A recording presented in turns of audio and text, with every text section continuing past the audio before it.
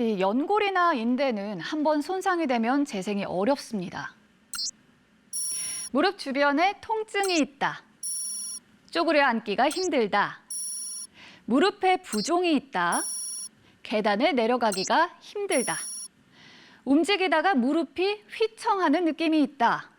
이와 같은 증상이 있다면 정확한 진단을 받고 치료를 시작해야 할 시기입니다. 그렇다면 평소 무릎 관리는 어떻게 해야 할까요? 부동산 중개업을 하고 있는 변갑수 씨는 40대 중반 퇴행성 관절염 진단을 받았다. 어려서부터 운동하는 걸 좋아해 핸드볼, 배구 등 다양한 운동을 즐겼다. 성인이 돼서는 수많은 산에 올랐고 조기 축구회에 가입해 새벽마다 뛰었다. 그래서 조기 축구 때 그 무릎 부상을 당했었는데 뚝 하는 소리에 그래서 정형외과를 가서 봤더니 물이 찼다. 걸을 때마다 찌릿찌릿한 통증이 있었고 특히 계단을 오를 때 힘들었다. 뭐 있는 거 아무거나 크게 뭐 구애받지 않고. 그렇게 방치한 채 지내다 최근 병원에서 운동 처방을 받고 무릎을 위한 운동을 시작했다. 무릎에 무리를 주지 않으며 허벅지 근육을 단련하는 운동이다. 무릎에서 느끼는 불편이 거의 없는 걸로 느껴지죠. 운동하고 나서 딱 일어섰을 때 벌써 그 발에 딱 느끼는 부분이 힘이 딱 들어가고.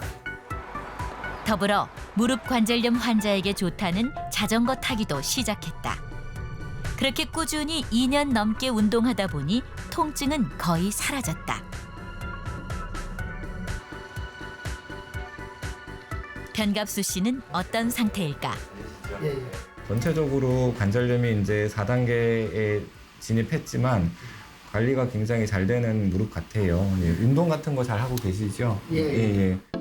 4단계임에도 활동이 가능한 이유는 관절염이 무릎 안쪽이 아닌 바깥쪽에 있어 상대적으로 통증이 심하지 않았고 저희가 이제 무릎 상태를 몇 년째 쭉 오랫동안 운동으로 단련된 허벅지 근육 덕분이었다. 이게 다리가 굉장히 튼튼하세요. 관절 연골이 닳았어도 잘 지내시는 이유 중에 하나가 이제 근육이 되게 좋으신 게 그런 거죠. 어떻게 보면 관절염 단계는 나빠졌는데 통증은 훨씬 좋아진 거죠. 예. 통증이 굉장히 일상생활이나 뭐 활동에 장애가 되는 경우에 이제 가장 중요하게 이제 수술할지 말지 결정할 때 중요한 요인이죠. 그래서 거꾸로 얘기하면은 3, 4단계라도 안 아프신 분들은 수술 안 하는 겁니다. 골관절염에서 수술을 결정하는 거는 가장 마지막 선택이 돼야 되는 부분이 맞고요. 통증이 심하지 않으면은 굳이 수술적으로 가지 않고 그 전 단계 보존적인 치료나 아니면 다른 약물 치료 이런 거를 더 시행할 수는 있거든요.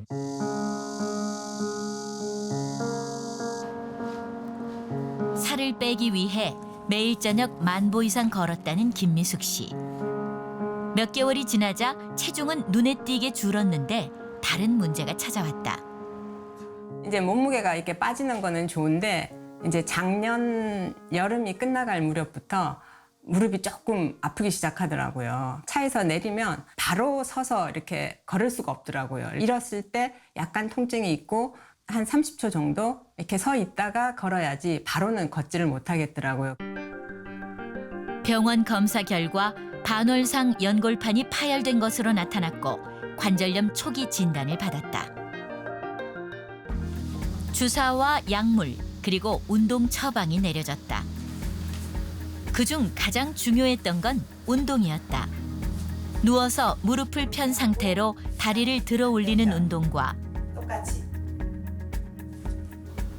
무릎을 절반만 구부리는 하프 스쿼트. 특별한 운동이 아니라 생각했지만 6개월 이상 꾸준히 하고 나니 변화가 있었다.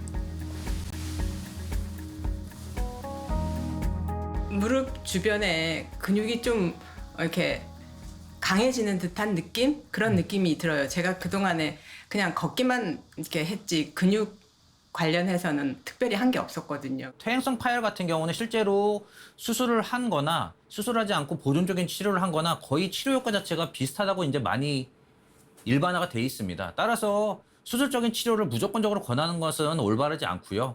그래서 10명 중에 9명 정도는 수술적인 치료까지 가지도 않고 잘 지내실 수 있는 그런 환자분들을 저희가 많이 보고 있습니다. 그렇다면 무릎 관절을 강화시키는 운동에는 어떤 것이 있을까? 골반만 이렇게 움직이겠습니다. 골반 앞으로. 첫 번째, 자세 정렬을 바로잡기 위한 골반 움직임 운동. 골반을 앞뒤로 천천히 움직인다. 두 번째,